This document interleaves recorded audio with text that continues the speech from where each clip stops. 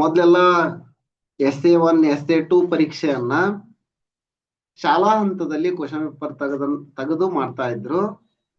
ಈ ಈ ವರ್ಷದಿಂದ ಇಲಾಖಾ ಹಂತದಲ್ಲಿ ಕ್ವಶನ್ ಪೇಪರ್ ಬರ್ತಾ ನಿಮ್ಗೆ. ಈಗ SA2 ಕ್ವಶನ್ ಪೇಪರ್ ಇಲಾಖಾ ಹಂತದಲ್ಲಿ ಬಂದು ಎಕ್ಸಾಮ್ ಅನ್ನ ಮಾಡ್ತಾರ. ಅದಕ್ಕ ಬೇರೆ ಬೇರೆ ಇನ್ವಿಜಿಲೇಟರ್ ನಿಮ್ ಸ್ಕೂಲಿಗೆ ಬರ್ತಾರ. ನಿಮ್ ಸ್ಕೂಲ್ನವರ ಇನ್ವಿಜಿಲೇಟರ್ ಎಲ್ಲ ಬೇರೆ ಬೇರೆ ಸ್ಕೂಲ್ನವ್ರು ಬರ್ತಾರ. ಇದು 6, 7, 8, 9ನೇ ತರಗತಿಯ ವಿದ್ಯಾರ್ಥಿಗಳಿಗೆ ಈ ರೀತಿ ಮಾಡ್ಬೇಕು ಅಂತ ಮಾಡ್ಯಾರ. ಅದಕ್ಕಾಗಿಯೇ ಈ ಮಾದರಿ ಪ್ರಶ್ನೆ ಪತ್ರಿಕೆಗಳನ್ನ ಬಿಟ್ರ. ಅಂದ್ರ ಈ ಮಾದರಿ ಪ್ರಶ್ನೆ ಪತ್ರಿಕೆಗಳು ಯಾವ ತರ ಬಿಟ್ರಲ್ಲ, ಇದೇ ತರನಾದಂತಹ ಪ್ರಶ್ನೆ ಪತ್ರಿಕೆಯನ್ನ ನಿಮ್ಗ SA2 ಎಕ್ಸಾಮ್ಗೆ ಬರುತ್ತ.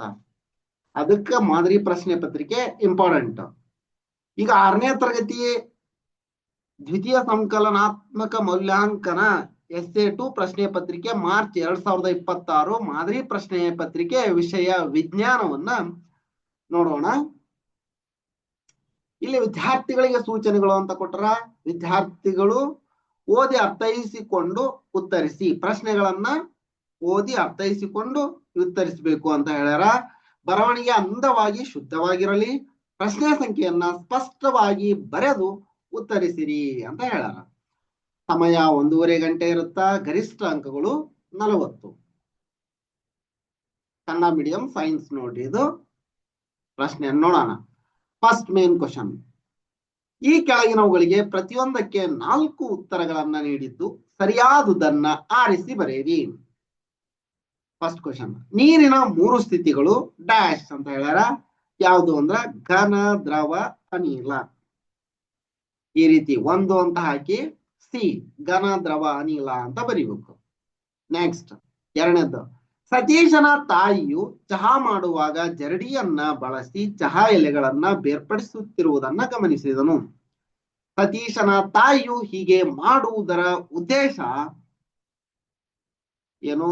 2 ಪ್ರತ್ಯೇಕ ಆದರೆ ಉಪಯುಕ್ತವಾದ ಘಟಕಗಳನ್ನು ಬೇರ್ಪಡಿಸಲು, ಉಪಯುಕ್ತವಲ್ಲದ ಘಟಕಗಳನ್ನ ಬೇರ್ಪಡಿಸಲು, ವಿಷಪೂರಿತ ಘಟಕಗಳನ್ನ ಬೇರ್ಪಡಿಸಲು, ಹಾನಿಕಾರಕ ಘಟಕಗಳನ್ನ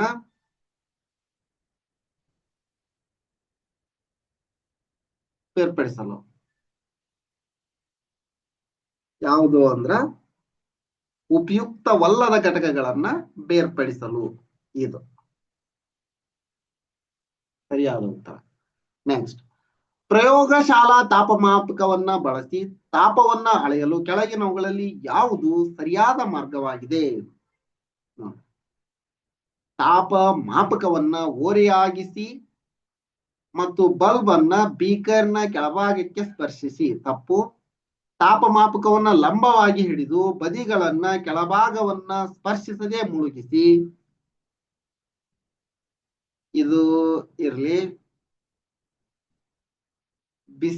ನೀರನ್ನ ಬಿಸಿ ಮಾಡಿದ ನಂತರ ತಾಪಮಾಪಕವನ್ನು ನೀರಿನಲ್ಲಿ ಇದು ತಪ್ಪು. ತಾಪಮಾಪಕವನ್ನ ಅಡ್ಡವಾಗಿ ಹಿಡಿಯುವುದು ತಪ್ಪು. ಇದನ್ನೇನಂದ್ರ ಲಂಬವಾಗಿ ವರ್ಟಿಕಲ್ ಆಗಿ ಸರಿಯಾಗಿ ಹಿಡಿಬೇಕು. ಬದಿಗಳನ್ನ ಕೆಳಭಾಗವನ್ನ ಸ್ಪರ್ಶಿಸದೆ ಮುಳುಗಿಸಿ. ತಾಪಮಾಪಕವನ್ನ ಲಂಬವಾಗಿ ಹಿಡಿದು ಬದಿಗಳನ್ನ ಕೆಳಭಾಗವನ್ನ ಸ್ಪರ್ಶಿಸದೆ ಮುಳುಗಿಸಿ ಅನ್ನೋದು ಸರಿ. ಮಳೆ ಪ್ರಮಾಣ ಕಡಿಮೆಯಾಗಲು ಇದು ಪ್ರಮುಖ ಕಾರಣ. ಸೂರ್ಯನ ಶಾಖ, ಅರಣ್ಯನಾಶ, ಅಂತರ್ಜಲ ಹೆಚ್ಚಾಗಿರುವುದು, ಜಲಮಾಲಿನ್ಯ. ಮಳೆ ಪ್ರಮಾಣ ಕಡಿಮೆಯಾಗಲು ಇದು ಪ್ರಮುಖ ಕಾರಣವಾಗಿದೆ. ಯಾವುದು ಅಂದ್ರ ಅರಣ್ಯನಾಶ. ಇದು ಪ್ರಮುಖ ಕಾರಣ. ಮತ್ತ ಸೂರ್ಯನ ಶಾಖದಿಂದ ನೀರು ಆವಿಯಾಗಿ ಹೋಗುತ್ತ. ಆವಿಯಾಗಿದ್ದು ಅರಣ್ಯ ಇತ್ತ ಮತ್ತು ಬರುತ್ತ. ಅಂತರ್ಜಲ ಹೆಚ್ಚಾತಂದ್ರ ಮಳೆ ಬರುತ್ತ. ಜಲಮಾಲಿನ್ಯ ಅಂತಂತಂದ್ರ ಮಳೆ ಪ್ರಮಾಣ ನೀರ್ ಕೆಟ್ಟಿರತ್ತಿಲ್ಲ. ಜಲಮಾಲಿನ್ಯದೊಳಗ ಮಳೆಯ ಪ್ರಮಾಣದ ಮೇಲೆ ಪರಿಣಾಮ ಬೀರಲ್ಲ ಇದು. ಅದಕ್ಕೆ ಅರಣ್ಯನಾಶ ಸರಿಯಾದ ಉತ್ತರ. ನೆಕ್ಸ್ಟ್ ಎರಡನೇದು. ಈ ಕೆಳಗಿನ ಪ್ರಶ್ನೆಗಳಿಗೆ 1 ಪದ ಅಥವಾ 1 ವಾಕ್ಯದಲ್ಲಿ ಉತ್ತರಿಸಿ. 1 ಅಂಕದ ಪ್ರಶ್ನೆಗಳು. ತಾಪಮಾಪಕದಲ್ಲಿ ಸಾಮಾನ್ಯವಾಗಿ ಬಳಸುವ ದ್ರವ ಯಾವುದು? ಸಾಮಾನ್ಯವಾಗಿ ಪಾದರಸ ಅಥವಾ ಆಲ್ಕೋಹಾಲ್ ಅನ್ನ ಬಳಸ್ತಾರ. ಆಲ್ಕೋಹಾಲ್.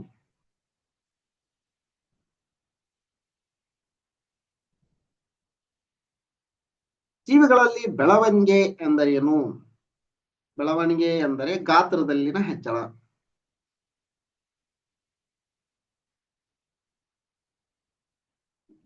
ಎಂದರೆ ಗಾತ್ರದಲ್ಲಿನ ಹೆಚ್ಚಳ, ಗಾತ್ರದಲ್ಲಿ ಹೆಚ್ಚಳ ಆಗುದು.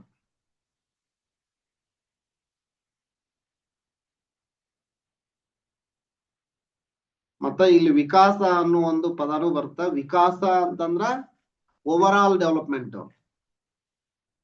ಇದು ಬೆಳವಣಿಗೆ. ಆರ್ದ್ರತೆ ಎಂದರೇನು? ವಾಯುವಿನಲ್ಲಿನ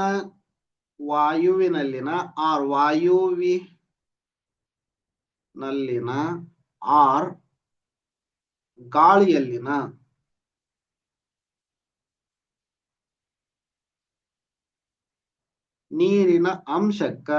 ನೀರಿನ ಅಂಶವನ್ನ ಆರ್ದ್ರತೆ ಎನ್ನುವರು.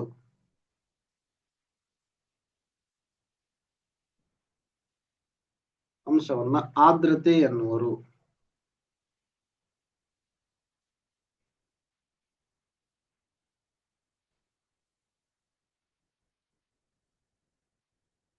ಚಹಾ ತಯಾರಿಸುವಾಗ ಮಿಶ್ರಣದಲ್ಲಿರುವ ಚಹಾ ಎಲೆಗಳನ್ನು ಯಾವ ವಿಧಾನದಿಂದ ಪ್ರತ್ಯೇಕಿಸಲಾಗುತ್ತದೆ?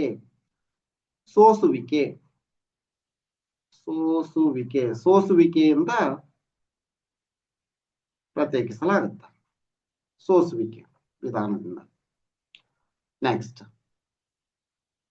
ಖಾಲಿ ಬಿಟ್ಟಿರುವ ಜಾಗಗಳನ್ನ ಸರಿಯಾದ ಉತ್ತರಗಳಿಂದ ಭರ್ತಿ ಮಾಡಿರಿ. 1 ಅಂಕದ ಪ್ರಶ್ನೆ ನೋಡ್ರಿ. ಸೂರ್ಯ, ನೀರು ಮತ್ತು ಜೀವಿಗಳ ಕ್ರಿಯೆಗಳಿಂದ ದೀರ್ಘಾವಧಿಯಲ್ಲಿ ಬಂಡೆಗಳು ವಿಘಟನೆ ಹೊಂದಿ ಉಂಟಾಗುವ ಸಂಪನ್ಮೂಲ ಮಣ್ಣು ಉಂಟಾಗುತ್ತೆ. ನೆಕ್ಸ್ಟ್, ಭೂಮಿಯ ಏಕೈಕ ನೈಸರ್ಗಿಕ ಉಪಗ್ರಹ ಚಂದ್ರ. ನಿಮ್ಗೂ ಗೊತ್ತು.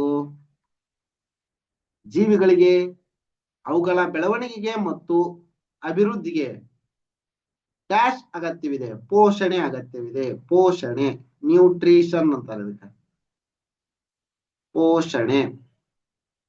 ನಮ್ಮ ಸೌರವ್ಯೂಹವು ಡ್ಯಾಶ್ ಗ್ಯಾಲಕ್ಸಿಯ ಭಾಗವಾಗಿದೆ? ಹಾಲುಹಾದಿ, ಇದಕ್ಕೆ ಹಾಲುಹಾದಿ ಗ್ಯಾಲಕ್ಸಿ ಅಂತ ಹೇಳ್ತಾರೆ. ಹಾಲುಹಾದಿ, ಮಿಲ್ಕಿ ವೇ.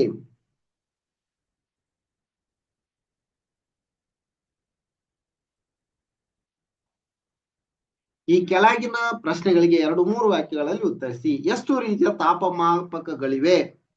ಅವುಗಳ ಹೆಸರನ್ನ ತಿಳಿಸಿ. ಉತ್ತರ: 2 ರೀತಿಯ ತಾಪಮಾಪಕಗಳಿವೆ. 2 ರೀತಿಯ ತಾಪಮಾಪಕಗಳಿವೆ.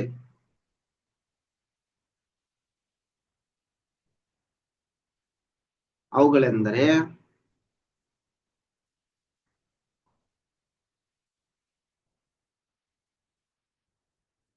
ಒಂದು ವೈದ್ಯಕೀಯ ತಾಪಮಾಪಕ,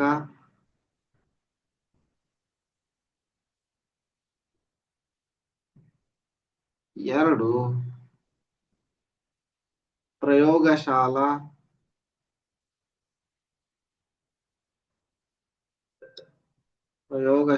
ತಾಪಮಾಪಕ.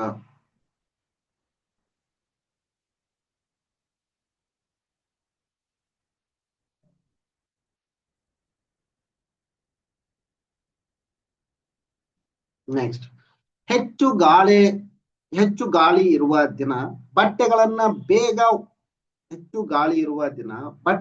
ಬೇಗ ಒಣಗುತ್ತವೆ. ಕಾರಣವೇನು ಅಂತ ಹೇಳ. ಕಾರಣ ಏನು ಅಂದ್ರ, ಗಾಳಿ ಜೋರಾಗಿ ಬೀಸುವುದರಿಂದ ಆವಿಕರಣವು ಹೆಚ್ಚಾಗುತ್ತದೆ. ಆದ್ದರಿಂದ ಬಟ್ಟೆಗಳು ಬೇಗ ಒಣಗುತ್ತವೆ. ಕಾರಣ ಗೊತ್ತಾಯ್ತು ಅನ್ಸುತ್ತ? ಆವಿಕರಣ.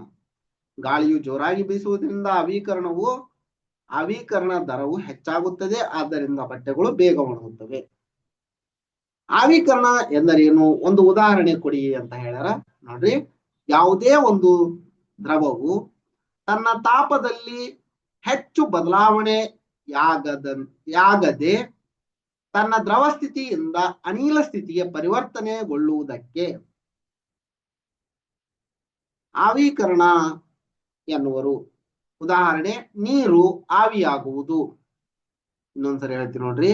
ಯಾವುದೇ ಒಂದು ದ್ರವವು ತನ್ನ ತಾಪದಲ್ಲಿ ಹೆಚ್ಚು ಬದಲಾವಣೆಯಾಗದೆ ತನ್ನ ದ್ರವ ಸ್ಥಿತಿಯಿಂದ ಅನಿಲ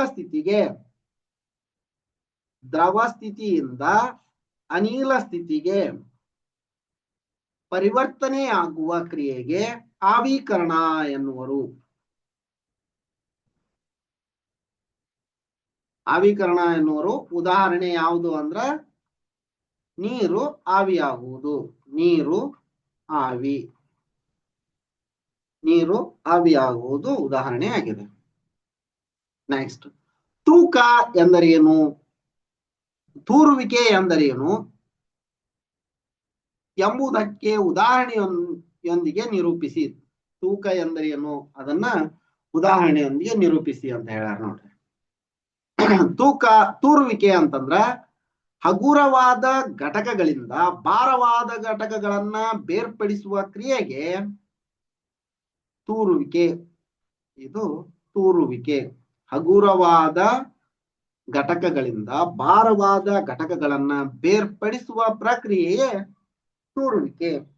ಭಾರವಾದ ಧಾನ್ಯಗಳಿಂದ ಹೊಟ್ಟಿನಂತಹ ಹಗುರವಾದ ಕಲ್ಮಶಗಳನ್ನ ಬೇರ್ಪಡಿಸಲು ಇದನ್ನು ಸಾಮಾನ್ಯವಾಗಿ ರೈತರು ಬಳಸುತ್ತಾರೆ. ಉತ್ತರ ಗೊತ್ತಾಯ್ತು. ನೆಕ್ಸ್ಟ್, ಜೀವಿಗಳ 4 ಲಕ್ಷಣಗಳನ್ನ ತಿಳಿಸಿ ಅಂತ ಹೇಳ್ಯಾರ. ಜೀವಿಗಳ ಲಕ್ಷಣಗಳು: 1, ಜೀವಿಗಳು ಉಸಿರಾಡುತ್ತವೆ. ಜೀವಿಗಳು ಉಸಿರಾಡುತ್ತವೆ.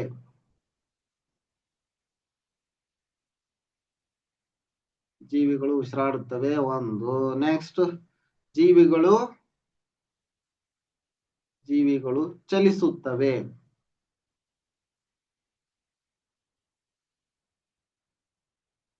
ನೆಕ್ಸ್ಟ್, ಜೀವಿಗಳು ಬೆಳವಣಿಗೆ ಹೊಂದುತ್ತವೆ.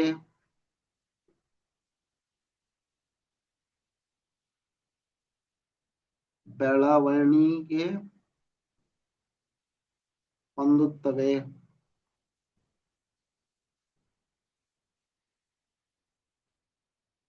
ನೆಕ್ಸ್ಟ್, ಜೀವಿಗಳು ಆಹಾರ ಸೇವಿಸುತ್ತವೆ. ಆಹಾರ ಸೇವಿಸುತ್ತವೆ. ಇದು ಒಂದು ಲಕ್ಷಣನ. ನೆಕ್ಸ್ಟ್, ಜೀವಿಗಳು ವಿಸರ್ಜಿಸುತ್ತವೆ. ವಿಸರ್ಜನೆ ಮಾಡುತ್ತವೆ.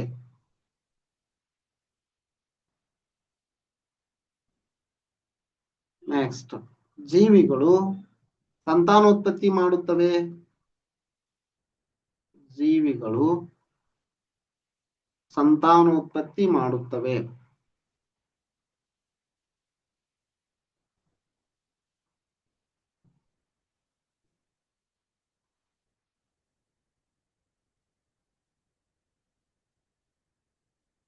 ನೆಕ್ಸ್ಟ್, ನೀರನ್ನ ಯಾವ ಕೆಲಸಗಳಿಗೆ ಬಳಸುತ್ತೇವೆ ಎಂದು ತಿಳಿಸಿ. 18ನೇ ಕ್ವಶನ್ ನೋಡ್ರಿ.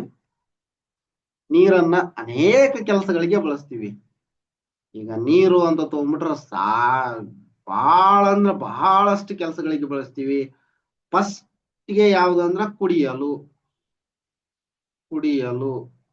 ಕುಡಿಯಲು ನೀರನ್ನ ಬಳಸ್ತೀವಿ.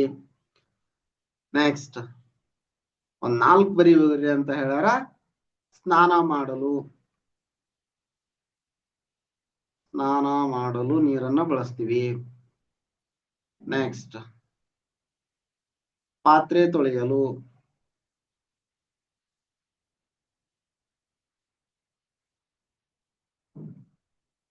ಅಡುಗೆ ಮಾಡಲು,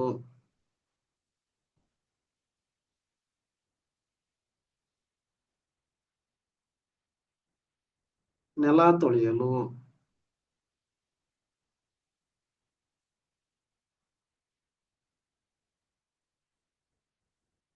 ನೆಕ್ಸ್ಟ್, ಪ್ರಯೋಗಶಾಲೆಗಳಲ್ಲಿ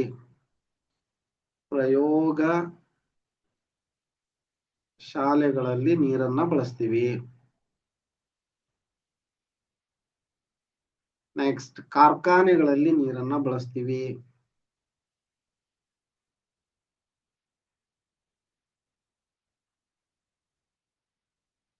ಯಾವ ಕೆಲಸಗಳಿಗೆ ಬಳಸ್ತೀವಿ ಅಂದ್ರೆ ಇವೆಲ್ಲ ಕೆಲಸಗಳಿಗೆ. ಈ ತರ ಬರೆದ್ರ ಅಟ್ರಾಕ್ಟಿವ್ ಆಗಿರುತ್ತ, ನಿಮ್ಗೆ ಜಾಸ್ತಿ ಮಾರ್ಕ್ಸ್ ಬರುತ್ತ. ಈ ತರನು ಬರ್ಯಾಕ ಟ್ರೈ ಮಾಡ್ರಿ. ಇನ್ನೂ ಅನೇಕ ಬರಿಬಹುದು, ಒಂದಿಷ್ಟನ್ನ ನಾನು ಬರ್ದೀನಿ ಈಗ.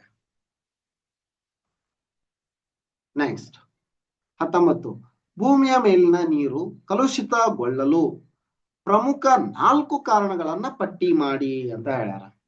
ನೋಡ್ರಿ ಯಾವ್ಯಾವ ಅಂದ್ರ, ನೀರು ಕಲುಷಿತಗೊಳ್ಳಲು ಪ್ರಮುಖ ಕಾರಣಗಳೆಂದರೆ ಗೃಹ ಬಳಕೆ ನೀರು, ಚರಂಡಿ ನೀರು, ತ್ಯಾಜ್ಯ ವಸ್ತುಗಳನ್ನ ನದಿಗಳಿಗೆ ಹರಿಸುವುದು, ಕೈಗಾರಿಕೆಗಳಿಂದ ಬರುವ ವಿಷಕಾರಿ ನೀರನ್ನ ಶುದ್ಧೀಕರಣಗೊಳಿಸದೆ ನೀರಿನ ಮೂಲಗಳಿಗೆ ಸೇರಿಸುವುದು, ವಾಹನ ದನಕರುಗಳನ್ನ ತೊಳೆದು ನೀರನ್ನ ನದಿಗಳಿಗೆ ಬಿಡುವುದು. ಇವೆಲ್ಲ ನೀರನ್ನ ಮಲಿನ ಮಾಡಲು ಅಥವಾ ಕಲುಷಿತಗೊಳಿಸಲು ಇರುವಂತಹ ಕಾರಣಗಳಾಗ್ಯಾವ. ಇನ್ನು ಒಂದಿಷ್ಟು ಕಾರಣಗಳು ಯಾವುದಾದ್ರೂ ಬಿಟ್ಟಿದ್ರ ಕಮೆಂಟ್ ಸೆಕ್ಷನ್ ನಲ್ಲಿ ತಿಳಿಸಿ. ನೆಕ್ಸ್ಟ್, ವೈಜ್ಞಾನಿಕ ಕಾರಣ ನೀಡಿ. ಸೂರ್ಯ ಒಂದು ನಕ್ಷತ್ರವಾಗಿದ್ದು ಇತರ ನಕ್ಷತ್ರಗಳು ಸೂರ್ಯನಿಗಿಂತ ಹೆಚ್ಚು ದೊಡ್ಡದಾಗಿದ್ದರೂ ಚುಕ್ಕಿಗಳಂತೆ ಕಾಣುತ್ತವೆ. ಸೂರ್ಯ ಒಂದು ನಕ್ಷತ್ರವಾಗಿದ್ದು ಇತರ ನಕ್ಷತ್ರಗಳು ಸೂರ್ಯನಿಗಿಂತ ಹೆಚ್ಚು ದೊಡ್ಡದಾಗಿದ್ದರೂ ಚುಕ್ಕಿಗಳಂತೆ ಕಾಣುತ್ತವೆ. ಯಾಕ? ಕಾರಣ ಏನು ಅಂದ್ರ, ಸೂರ್ಯ ಇತರ ನಕ್ಷತ್ರಗಳಿಗಿಂತ ನಮಗೆ ಹೆಚ್ಚು ಹತ್ತಿರವಾಗಿರುವುದರಿಂದ ಹಾಗೂ ಹಗಲಿನ ಸಮಯದಲ್ಲಿ ಸೂರ್ಯನ ತೀವ್ರ ಪ್ರಖರತೆಯಿಂದಾಗಿ ಇತರ ನಕ್ಷತ್ರಗಳನ್ನ ನೋಡಲಾಗುವುದಿಲ್ಲ ಹಾಗೂ ರಾತ್ರಿಯ ಸಮಯದಲ್ಲಿ ಅವು ಚುಕ್ಕಿಗಳಂತೆ ಕಾಣುತ್ತವೆ. ಇದು ಕಾರಣ, ವೈಜ್ಞಾನಿಕ ಕಾರಣ. ನೆಕ್ಸ್ಟ್, ಗೋಧಿ ಹಿಟ್ಟಿನಲ್ಲಿ ಮಿಶ್ರಣಗೊಂಡಿರುವ ಸಕ್ಕರೆ ಹರಳುಗಳನ್ನ ಬೇರೆ ಮಾಡಲು ಸಾಧ್ಯವೇ? ಹೌದು ಎಂದಾದರೆ ಇದನ್ನ ಹೇಗೆ ಮಾಡುವಿರಿ? ಹೌದು. ಉತ್ತರ ಹೌದು. ಹೇಗೆಂದರೆ, ಜರಡಿ ಹಿಡಿಯುವ ಮೂಲಕ, ಜರಡಿ ಹಿಡಿಯುವ ವಿಧಾನದಿಂದ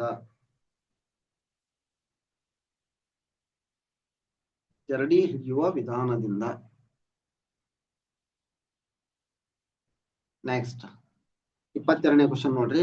ಗೊದಮೊಟ್ಟೆಯಲ್ಲಿ ಬಾಲವಿರುತ್ತದೆ, ಆದರೆ ಅದು ಕಪ್ಪೆಯಾಗಿ ಬೆಳೆದಂತೆ ಅದು ಕಣ್ಮರೆಯಾಗುತ್ತದೆ ಎಂದು ನೀವು ಕಲಿತಿದ್ದೀರಿ. ಗೊದಮೊಟ್ಟೆ ಹಂತದಲ್ಲಿ ಬಾಲವಿರುವುದರಿಂದ ಏನು ಪ್ರಯೋಜನ? ಉತ್ತರ ನೋಡ್ರಿ. ಕಪ್ಪೆ ಗೊದಮೊಟ್ಟೆ ಹಂತದಲ್ಲಿ ಬಾಲವು ಈಜುವ ಸಾಮರ್ಥ್ಯ, ಇದು ಗೊದಮೊಟ್ಟೆ ನೀರಿನಲ್ಲಿ ಪರಿಣಾಮಕಾರಿಯಾಗಿ ಈಜಲು ಸಹಾಯ ಮಾಡುತ್ತದೆ. ಎದಕ್ಕಂದ್ರೆ ಈಜಲು ಸಹಾಯ ಮಾಡುತ್ತದೆ. ಮತ್ತು ಆಹಾರವನ್ನ ಹುಡುಕಲು ಮತ್ತು ಪರಭಕ್ಷಗಳಿಂದ ತಪ್ಪಿಸಿಕೊಳ್ಳಲು ಸಹಾಯ ಮಾಡುತ್ತದೆ. ಸಮತೋಲನ ಮತ್ತು ಸ್ಥಿರತೆ, ನೀರಿನಲ್ಲಿ ಚಲಿಸುವಾಗ ಸಮತೋಲನವನ್ನು ಕಾಪಾಡಿಕೊಳ್ಳಲು ಆ ಬಾಲ ಸಹಾಯ ಮಾಡುತ್ತದೆ. ಅದು ಬೆಳೆದಂತೆ ಕಣ್ಮರೆಯಾಗುತ್ತದೆ. ನೆಕ್ಸ್ಟ್ 4 ಅಂಕದ ಪ್ರಶ್ನೆ ನೋಡ್ರಿ. ಕೆಳಗಿನ ಪ್ರಶ್ನೆಗಳಿಗೆ 4-5 ವಾಕ್ಯಗಳಲ್ಲಿ ಉತ್ತರಿಸಿ. ವೈದ್ಯಕೀಯ ತಾಪಮಾಪಕ ಮತ್ತು ಪ್ರಯೋಗಶಾಲಾ ತಾಪಮಾಪಕಗಳ ನಡುವಿನ ವ್ಯತ್ಯಾಸಗಳನ್ನ ಬರೆಯಿರಿ ಅಂತ ಹೇಳ್ಯಾರ. ವೈದ್ಯಕೀಯ ತಾಪಮಾಪಕ, ಪ್ರಯೋಗಶಾಲಾ ತಾಪಮಾಪಕ. ವೈದ್ಯಕೀಯ ತಾಪಮಾಪಕ ಇದನ್ನು ಮಾನವನ ದೇಹದ ತಾಪವನ್ನ ಅಳೆಯಲು ವಿಶೇಷವಾಗಿ ತಯಾರಿಸಲಾಗುತ್ತದೆ. ಇನ್ನು ಪ್ರಯೋಗಶಾಲಾ ತಾಪಮಾಪಕವನ್ನ ನೀರು ಹಾಗೂ ಇತರ ವಸ್ತುಗಳ ತಾಪವನ್ನ ಅಳೆಯಲು ಬಳಸಲಾಗುತ್ತದೆ.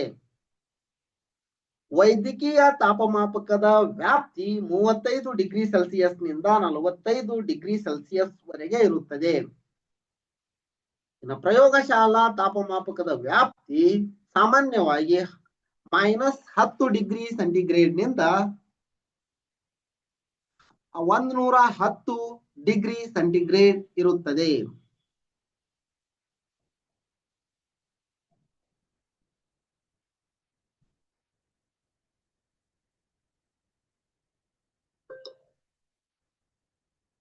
ಇದು ಇಷ್ಟು ಬರೆದ್ರು 4 ಮಾರ್ಕ್ಸ್ ಕೊಡ್ತಾರ.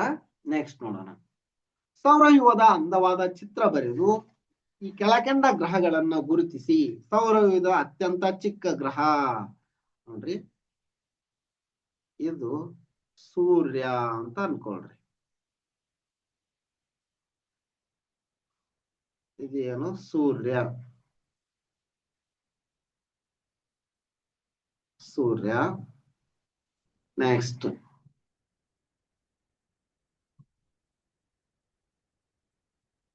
ಇಲ್ಲಿ ಹಿಂಗ್ ಸುತ್ತಾ ಇರುತ್ತಾ ಅಂತ ಇದು ಬುಧ.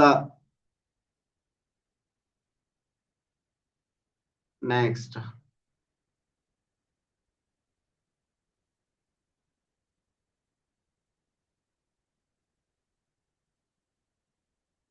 ಶುಕ್ರ.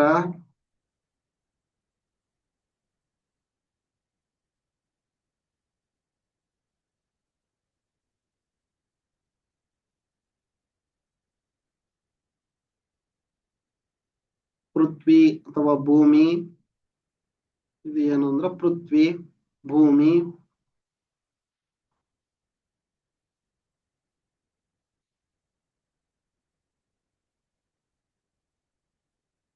ನೆಕ್ಸ್ಟ್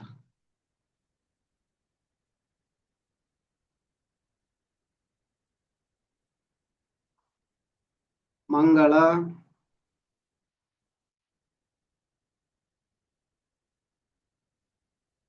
ನೆಕ್ಸ್ಟ್ ನೋಡ್ರಿ ಇದೇ ತರ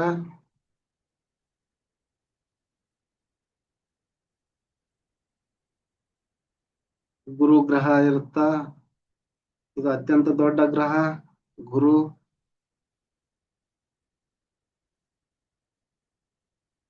ನೆಕ್ಸ್ಟ್ ಇದಾದ ನಂತರ ಶನಿ ಬರುತ್ತ. ಶನಿ ಆದ ನಂತರ ಯುರೇನಸ್ ಮತ್ತು ನೆಪ್ಚೂನ್.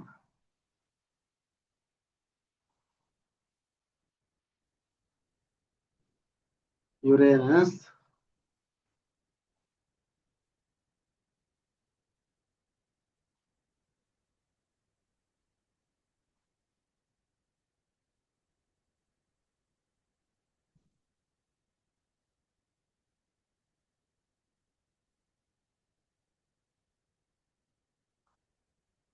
ನೆಪ್ಚೂನ್.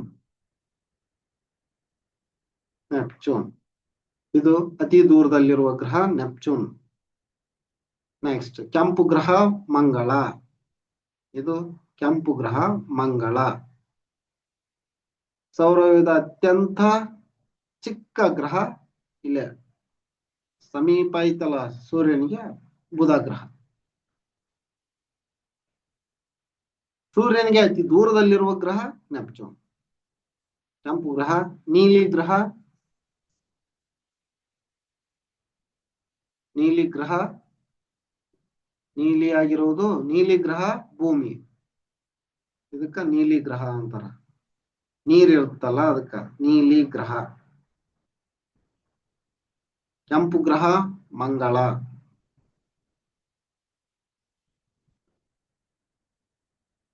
ಈ ರೀತಿ ತೋರಿಸಿದ್ರೆ ನಿಮ್ಗ 4ಕ್ಕೆ 4 ಮಾರ್ಕ್ಸ್ ಕೊಡ್ತಾರ. ಇದಿಷ್ಟು ಈ ವಿಡಿಯೋದಲ್ಲಿ. ಮುಂದಿನ ವಿಡಿಯೋದಲ್ಲಿ ಬೇರೆ ಬೇರೆ ಸಬ್ಜೆಕ್ಟ್ ಗಳನ್ನ ಚರ್ಚೆ ಮಾಡೋಣ. ಈ ವಿಡಿಯೋ ನಿಮ್ಗೆ ಇಷ್ಟ ಆಗಿತ್ತು ಅಂದ್ರೆ ಒಂದು ಲೈಕ್ ಮಾಡಿ, ಚಾನಲ್ನ ಸಬ್ಸ್ಕ್ರೈಬ್ ಮಾಡ್ಕೊಂಡಿಲ್ಲ ಅಂದ್ರೆ ಸಬ್ಸ್ಕ್ರೈಬ್ ಮಾಡ್ಕೊಳ್ಳಿ. ಇದೇ ರೀತಿ ನಾವು ಅಪ್ಲೋಡ್ ಮಾಡುವ ಎಲ್ಲ ವಿಡಿಯೋಗಳ ನೋಟಿಫಿಕೇಶನ್ ಪಡೆಯಲು ಈ ಚಾನಲ್ ಅನ್ನ ಸಬ್ಸ್ಕ್ರೈಬ್ ಮಾಡ್ಕೊಳ್ಳಿ. ಧನ್ಯವಾದಗಳು.